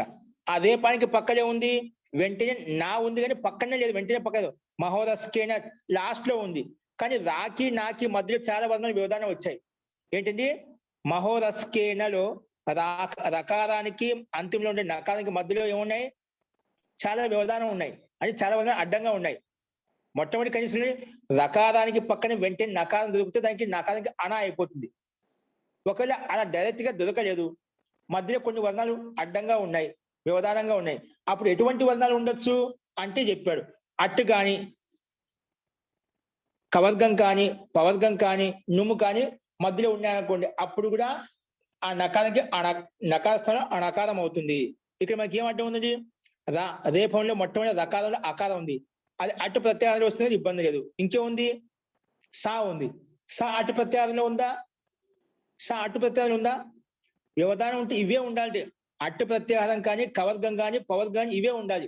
అవి మాత్రం ఉన్నప్పుడు మాత్రమే నకారానికి అణా చేసుకోవచ్చు. అవి లేకుండా ఏ ఒక్కటి అడ్డం వచ్చినా ఇక్కడ చెప్పిన వర్ణాలు కాకుండా వేరే వర్ణం ఏది వచ్చినా అక్కడ నకార స్థానం నత్వం కాదు. ఇక్కడ మనకు సకారం ఉందండి అట్టి ప్రత్యాహారంలో, లేదు. కవల్కంలో ఉందా, లేదు. పవల్కంలో ఉందా, లేదు. నుమ్ములో ఉందా, ఆంగులో ఉందా, ఎక్కడ లేదు. మళ్ళీ ఎలా అవుతుందండి ఇక్కడ? కాదు. అందుకే ఎలా తీసుకున్నాడు? ఆదేశ స్థానివద్భవతి. ఏంటండి? ఇది సకారం కాదండి, ఇది విసర్గం. ఎందుకు విసర్గము? ఇది విసర్గ స్థానంలో ఆదేశమైంది కాబట్టి ఈ సకారం కూడా ఆదేశ స్థానివద్భవతి ప్రకారంగా ఆ సకారం విసర్గము. ఆదేశ స్థానివదాదేశ నలువిధ ప్రకారంగా ఆదేశం స్థానివత్ అవుతుంది కానీ ఇది విసర్గము. ఆ విసర్గాన్ని అట్టి ప్రత్యాహారంలో మహర్షి పాణి చెప్పాడు. ఏం చెప్పారు? అట్టి ప్రత్యాహారంలో మహర్షి పాణి అయోగ్వహానం ఒక వార్తిక ఉందండి. ఏముంది? అయోగ్వహానం మహాభాష్యంలో ఇచ్చాడండి. ఏమిచ్చాడు? అయోగ్వాహ అంటే భాష్యంలో, మహాభాష్యంలో ఈ విసర్జనీయాది ఏవైతే ఉన్నాయో విసర్గము, అనుస్వారం ఇవన్నీ ఉన్నాయి కదా, అవన్నీ అచ్చుల్లో లెక్కించాయండి. అచ్చుల్లో గుర్తించాయన్నమాట. అది వ్యంజనాలు కాకుండా అచ్చుల అంతర్గతంలోకి వస్తాయంట. ఎందుకంటే ఇప్పుడు అవర్ణము ఇవర్ణం అంటే అవర్ణానికి సంబంధించిన అష్టాదశ ప్రభేదాలు మొత్తం వస్తాయి. సాన్నాసిక, నిరన్నాసిక అవన్నీ వచ్చేస్తాయని చెప్పి. అలాగా ఈ విసర్గాలు ఏవైతే ఉన్నాయో అవన్నీ కూడా అట్టు ప్రత్యాహారంలో వస్తాయి. అయోగ్వాహ అంటే మనం చెప్పుకున్నాం, శిక్ష చెప్పుకున్నాం. అయోగ్వాహాలు ఏవైతే ఉన్నాయో అవన్నీ కూడా అట్టు ప్రత్యాహారంలో లెక్కించబడ్డాయి. మహాభాష్యంలో మహర్షి పతంజలి ఆ రకం చెప్పాడు అనమాట. కాబట్టి ఇవి అట్టు ప్రత్యాహారంలో ఉన్నాయి కాబట్టి ఈ విసర్గం కూడా అట్టు ప్రత్యాహారంలోకి వస్తుంది. ఈ విసర్గం కూడా అట్టు ప్రత్యాహారంలోకి వచ్చింది కాబట్టి ఇబ్బంది లేదు. అందుకే తర్వాత కా ఉంది, కవర్గం కూడా పక్కన ఉండొచ్చు, ఇబ్బంది లేదు. తర్వాత ఆ కాలు ఆ ఉంది, కాలు ఆ అని కా ఉంది, మళ్ళీ కాలు ఏ ఉంది. ఏ కూడా అట్టు ప్రత్యాహారంలో వస్తుంది కదా.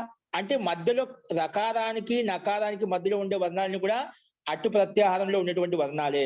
ఇంకోటి కవర్గం ఉంది, ఇంకోటి అట్టు ప్రత్యాహార వర్ణాలు ఉన్నాయి, మధ్యలో కవర్గం ఉంది, ఇంకోటి ముఖ్యంగా విసర్గం ఉంది. ఆ విసర్గం కూడా అట్టు ప్రత్యాహారంలో లెక్కించబడింది. ఎవరు చెప్పారు? మహర్షి పతంజలి.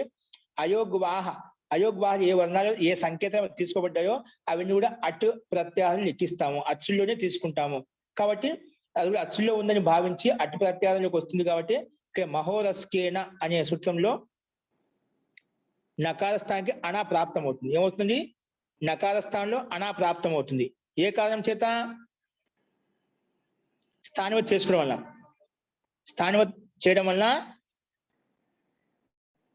నకార స్థానంలో అనా అవుతుందండి. ఓకేనా? ఇప్పుడు ఇది నా చేస్తుంటే అప్పుడు అనల్ విధో వచ్చేసింది. ఇది అలా విధి. అలు వర్ణాన్ని అల్లు అంటే ఏమిటి? విసర్గ స్థానంలో వచ్చిన ఆదేశము స్థానివత్ భవతి అని చెప్పి అది విసర్గం చేసుకున్నావు. కాబట్టి అది కారణం చేత నువ్వు పక్కన ఉండే నకారానికి నత్వం చేసుకోబోతున్నావు. కాబట్టి ఇది అలా విధి తృతీయ విభక్తి కాబట్టి ఇక్కడ స్థానివత్ ఆదేశం కాదు అని చెప్పిందన్నమాట. ఆదేశము స్థానివత్ కాదు.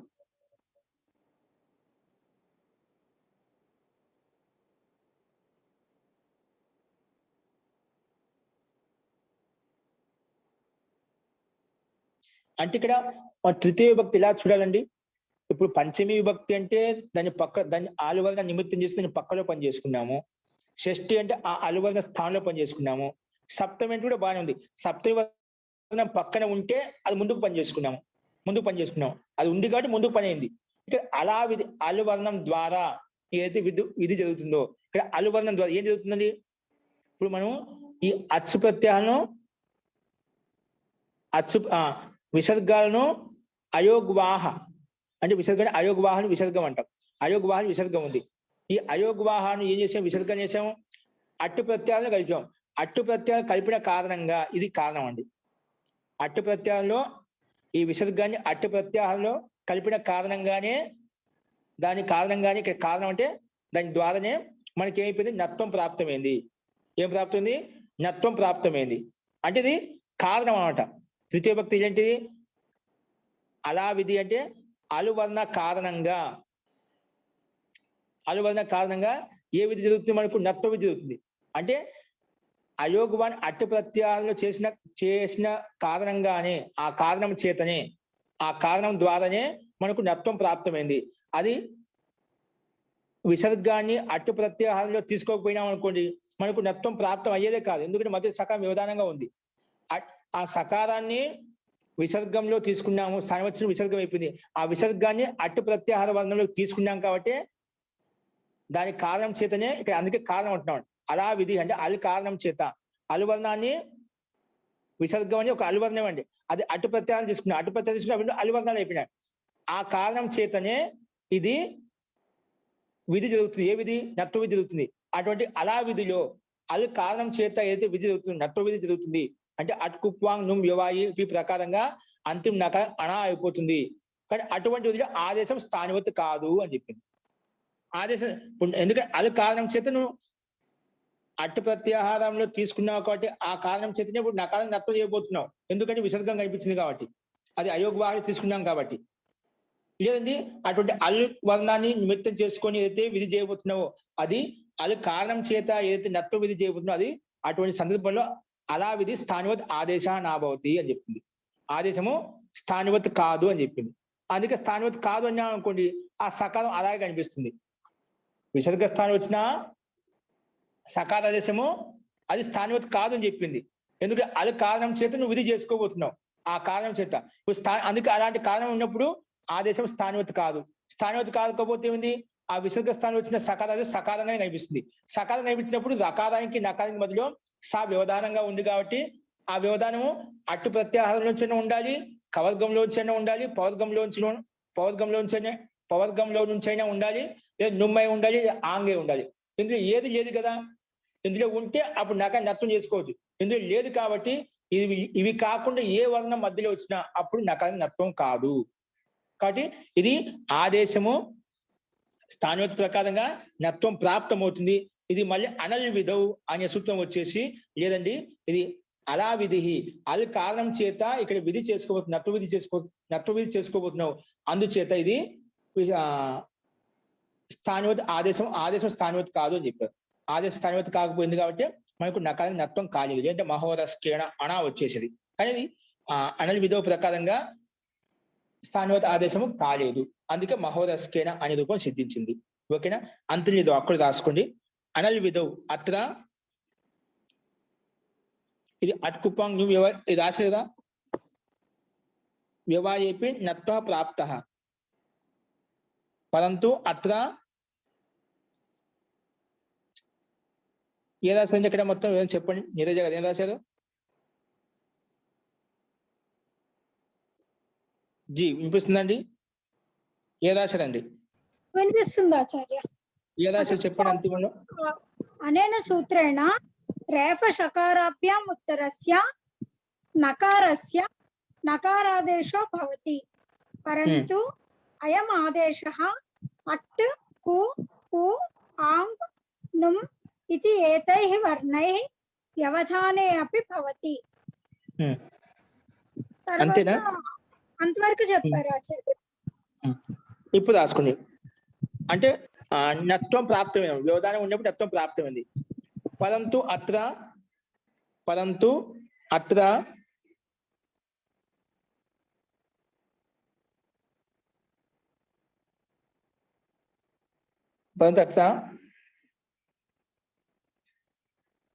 విసర్గస్య వినిపించట్లేదు మహోదయ. పరంతు అత్ర మహోదయ మేము పరంతు ఈ నకార ఆదేశ భవతి తర్వాత మేమేం రాసుకోలేదు మహోదయ, పరంతు అదే అత్రానే చెప్పండి. రాసుకున్నాము. నకారాదేశ భౌతిగా నకారాదేశ ప్రాప్త అనండి. నకారాదేశ ప్రాప్త భౌతిక ప్రాప్తమైంది. పరంతు అత్ర పరంతు ఇప్పుడు పరంతు కానీ అత్ర అనల్ విధౌ ఇది సూత్రేణ ఇది సూత్రాంశేన సూత్రం యొక్క అంశం కదా ఇది. ఇది సూత్రేణ చేయండి. సూత్రం రాసుకుని ఇబ్బంది లేదు. సూత్రాంశేన లేదా సూత్రేణ ఇది సూత్రేణ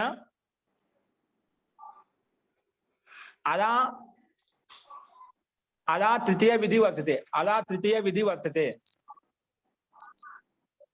అలా తృతీయ విధి కారణాత్ రండి. అలా తృతీయ విధి కారణాత్ అలా తృతీయ విధి కారణాత్ ఆదేశः స్థానివత్ నా భవతి. ఆదేశः స్థానివత్ నా భవతి. ఆదేశः స్థానివత్ నా భవతి. అతः నత్వాదేశः నా భవతి. నత్వాదేశः నా భవతి. అతः నత్వ ఆదేశः నా భవతి. ఏవం ఏవం కింద సైడ్ మహోదస్కేన ఇది రూపం సిద్ధ్యతి. ఏవం ఈ రకంగా మహోదస్కేన ఇది రూపం సిద్ధిస్తుంది. ఓకే అండి, అర్థమైంది కదా. ఇక్కడ మహోదస్కేనలో సకాలం ఎలా వచ్చింది, విసర్గ స్థానంలో సా చేసుకున్నాము. ఆ సాకు మళ్ళీ స్థానివత్ ప్రకారంగా విసర్గం కనిపించేసరికి వెంటనే అటు కుప్వాంగ్ నుమ్ యవా చెప్పించి అర్థం చేస్తా ఉంటుంది. ఎందుకంటే ఆ విసర్గాన్ని అటు ప్రత్యాయంలో చేర్చామట. అయ్యో మహాభాష్యకార పతంజలినే ఆ విసర్గాలను అటు ప్రత్యాయంలో అంతర్గతంలో తీసుకున్నామట. అంటే ఆ కారణం చేత విసర్గాలను అటు ప్రత్యాహారం తీసుకునే కారణం చేత ఇక్కడ నత్వం ప్రాప్తుంది. అందుకే తృతీయ విధి. ఆ కారణం చేత ఇక్కడ తృతీయ విధి, ఆ కారణం అంటే తృతీయ, దాని చేతనే దాని వల్లనే ఇక్కడ మనకు నత్వం ప్రాప్తం అవుతుంది. కాబట్టి అటువంటి కారణం ఏదైతే కారణం నిమిత్తం చేసుకొని మనకు నత్వం ప్రాప్తం అవుతుందో అటువంటి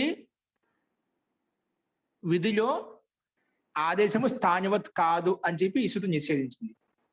అది ఆ కారణం చేత మనకు ఆ కారణం ఉన్నప్పుడు ఆదేశం స్థానివత్ కాదు అని చెప్పి నిషేధించడం వలన మనకు అది సకాలంగా కనిపించింది. సకాలం కనిపించేసరికి మధ్యలో వ్యవధానం అయ్యేసరికి అటు కుప్పాంగ్ నుమ్ యవాయేపి అనే సూత్రము మనకు నత్వం చేయలేకపోయింది. అందుకే ఎలాగైతే అలాగే ఉంది. అందుకే మహోదస్కేన అనే రూపం మనకు సిద్ధించింది. అర్థమైందే, మహోదస్కేన ఇతి రూపం సిద్ధ్యతి. ఓకేనా. అలాగే ఇసి ప్రకారం వ్యూఢో రస్కేన అంటే విశాలంగా ఉంది హృదయము ఎవరికైతే అతని ద్వారా, అంటే వెడల్పు చౌడి అంటే వెడల్పుగా ఉంది హృదయము ఎవరికైతే అతని ద్వారా. పైన విశాలంగా ఉంది హృదయము ఎవరికైతే అని చెప్పాము. ఇక్కడ వెడల్పుగా ఉంది హృదయము ఎవరికైతే అటువంటి వ్యక్తి ద్వారా. వ్యూడో రస్కేన, వ్యూడో అంటే వెడల్పుగా ఉంది హృదయము గుండె ఎవరికైతే అతని ద్వారా, అతని వ్యూడో రస్కేన అంటాం. ఓకేనా. ఇది కూడా సేమ్ దానికి ఉదాహరణ. ఇక్కడ మహత్ శబ్ద స్థానంలో వ్యూడా శబ్దం పెట్టేస్తాను. వ్యూడా ఉరస్ ఏంటది, వ్యూడా ఉరస్. ఇక్కడ ఆన్ మహత సమానాధిక జాతీయ ఇది రాదండి. మహత్ శబ్దం ఉంటే ఇది వచ్చేసేది, ఇది రాదు. ఉదహ ప్రభృతిభ్య కప్తుడి కప్పు వస్తుంది. వ్యూడా ఉరస్ కప్పు. వ్యూడా ఉరస్ ఇక్కడ డైరెక్ట్ గా ఆన్ మహత సమానాధిక జాతీయ రాదు, ఆకాశవాణ్యకు రాదు. అది ఆదేశం చేసుకుంటే మనకు ఆకాశవాణ్యకు దీర్ఘ చేసేది. కానీ ఇక్కడ డైరెక్ట్ ఏమొస్తుంది, వ్యూడా ఉరస్. వ్యూడాలో ఉండే ఆకారం ఉరస్లో ఉండే ఒక ఆద్గుణ వచ్చేసి ఓ అయిపోతుంది. అప్పుడు వ్యూడో రస్ అయిపోతుంది. వ్యూడో రస్ తర్వాత మన సేమ్ ప్రక్రియ సోపదాదవుతో దానికి విసర్గం చేసుకుంటాము. విసర్గం చేసిన తర్వాత సోపదాదం వచ్చేసి ఆ విసర్గానికి స్థానివత్ చేస్తుంది. విసర్గానికి ఏమొస్తుంది, మళ్ళా సోపదాద వచ్చి విసర్గ సకాల ఆదేశం చేస్తుంది. సోపదాద వచ్చేసి అప్పుడు వ్యూడో రస్ మళ్ళీ తృతీయ భక్తి టా తెచ్చుకుంటాం. వ్యూడో రస్ ట మళ్ళీ అంగసంధ్య మళ్ళా టాంగ్ గసి మీనాత్శాస ఈయన వస్తుంది. ఈయన చేసినప్పుడు ఆద్గుణ ప్రకారం మళ్ళీ ఏనా అవుతుంది. అప్పుడు వ్యూడో రస్కేనా అవుతుంది. ఇక్కడ సేమ్ అదే ప్రాసెస్. ఇక్కడ నత్వం ప్రాప్తం అవుతుంటే ఆదేశ స్థానివత్ భవతి అనే ప్రకారంగా నత్వం ప్రాప్తం అవుతుంది. కానీ అనల్విధో ప్రకారంగా ఇది అల్విధి అని చెప్పి, ఇది అల్విధి విసర్గాన్ని అట్టు ప్రత్యయాలను తీసుకునే కారణం చేత అటువంటి విధిలో ఇది ఆదేశం స్థానివత్ కాదు అని చెప్పింది. ఆదేశం స్థానివత్ కాకపోవడం వల్ల ఏమైపోయింది, మనకు ఆదేశము స్థానివత్ కాకపోవడం వల్ల మనకు నత్వం ప్రాప్తం కాలేదు. అటుకుప్పాంగ్ నుమ్ యవాయి పనిషతం వచ్చి నత్వం చేయలేదు. అందుకే వ్యూడో రస్కేన అనే రూపం మనకు సిద్ధించింది. నాకు అలాగే నత్వం కాలేకపోయేసరికి వ్యూడో రస్కేన ఎలాగైతే ఉందో అలాగే ఈ రూపం కూడా సిద్ధిస్తుంది. ఈ రకంగా మనం ఈ అల్విధిలో ఉండేటువంటి అల్విధి వజ్జయిత్వం అని చెప్పాడా సూత్రంలో స్థానివదాదేశో అనల్విధౌ ఆదేశ స్థానివత్ భవతి అల్విధిం వర్జయిత్వ. అల్విధిలో తప్ప అన్ని చోట్ల ఆదేశ స్థానివత్ అవుతుంది చెప్పుకున్నాం. కానీ అల్విధి ఏంటి, ఒకటి పంచమి విధి, ఒకటి షష్ఠి విధి, ఒకటి సప్తమి విధి, ఒకటి తృతీయ విధి. ఈ 4 విధుల్లో ఎక్కడ వచ్చినా కూడా ఆదేశం స్థానివత్ కాదు. అదే విధంగా మనం ఉదాహరణ చూసాం. ఈ రకంగా మనం స్థానివదాదేశో అనల్విధౌ సూత్రంలో ఉన్నటువంటి ఉదాహరణలు మొత్తము అల్విధికి ఇంకా ఆదేశాలు 8 రకాలు చెప్పాము. అంగవత ఆదేశము, ప్రత్యేవత ఆదేశము, అదేవిధంగా తదితవత ఆదేశము, కృతవత ఆదేశము, పదవత ఆదేశము, కృదాదేశము, ఇవన్నీ ఆదేశాలు కూడా మనం ఉదాహరణ చూసి చెప్పాము. ఎక్కడ ఆదేశం అవుతుంది ఆ ఆదేశాలు చూసాము. తర్వాత ఎక్కడ కాదు అనేది కూడా చూసాము. ఈ రకంగా మనం అభ్యాసం సూత్ర సంఖ్య స్థాని వదాదేశో అనల్విధౌ లో ఉన్నటువంటి 55వ సూత్రంలో ఉన్నటువంటి ఉదాహరణ మొత్తం కూడా మనం చూసాము. ఈ రకంగా ఈ సూత్రం ఇక్కడ పూర్తి కంప్లీట్ అయిపోయింది. రేపు అచహ పరస్మిన్ పూర్వ విధౌ, ఇది దీంతో సంబంధం ఉంటుంది. ఇది 2 అర్థాలు చెప్పుకున్నాం. స్థాని వదాదేశం అల్విధౌకి, ఇదే ముందు స్థానివత చేస్తా ఉంటుంది. కానీ అల్విధౌ అయితే నేను చేయను అని చెప్పి అనల్విధౌ నిషేధించింది. కానీ ఇప్పుడు మళ్ళీ ఆ అల్విధిలోనే అచహ పరస్మిన్ పూర్వ విధౌ అని ఈ సూత్రం వచ్చేసి నువ్వు ఎవరికైతే నిషేధించడానికి మళ్ళీ నేను ప్రాప్తి చేస్తాను. అనల్విధౌ అని చెప్పి అల్విధిలో కాదని చెప్పింది కదా. అచహ పరస్మిన్ పూర్వ విధౌ అనే సూత్రం లేదు మళ్ళీ వస్తుంది. ఈ సందర్భంలో స్థానివత అవుతుంది చెప్పి అది మళ్ళీ ప్రవృత్తి చేస్తున్నామట. ఓకేనా? అది ఎలా అని రేపు చూద్దాం. అస్తు. ఇప్పుడు చెప్పిన వరకు ఉదాహరణలో ఎవరికైనా సందేహం ఉంటే చెప్పండి. ఇక్కడ ఈరోజు చెప్పిన పాఠం ఎక్కడ తృతీయ విభక్తి యొక్క విధి విధానం చూపించాం, అర్థమైందండి?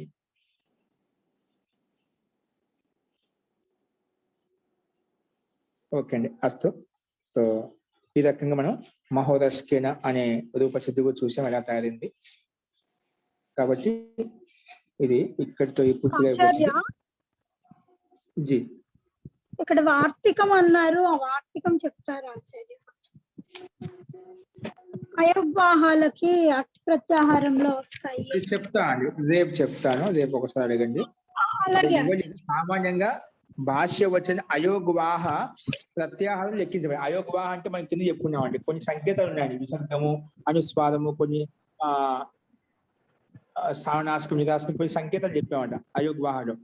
అవి అన్ని కూడా వాటి అయోగ్వాహ అంటాం. ఆ అయోగ్వాహను అటు ప్రత్యాహారం తీసుకుంటారని చెప్పి ఒక వచనం ఉంది, మహాభాష్య వచనం. అది చూసి చెప్తాను. ఇక్కడ సామాన్యంగా అటు ప్రత్యాహారం తీసుకుని అని చెప్పి కింద భాష్యం ఇచ్చారనమాట. ఓకే, అదే ఆచార్య. ఏక నిమిషం.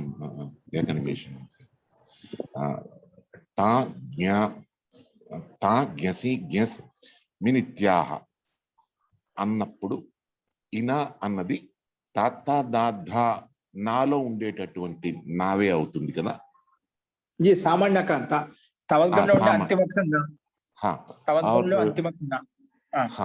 తర్వాత అది ఆ నకారము టాటా డాఢా నాలో నకారం కాకుండా ఉండడానికి అనల్విధౌ సూత్రం అన్న దాన్ని మనం ఉపయోగించాం, అంతే కదా? ఉపయోగించుకున్నాం. అక్కడ ఇది వచ్చి అనల్విధౌ వచ్చేసి స్థానం ముందు ప్రకారంగా స్థానం చేసుకోవడం వల్ల అక్కడ అణ అవుతుంది.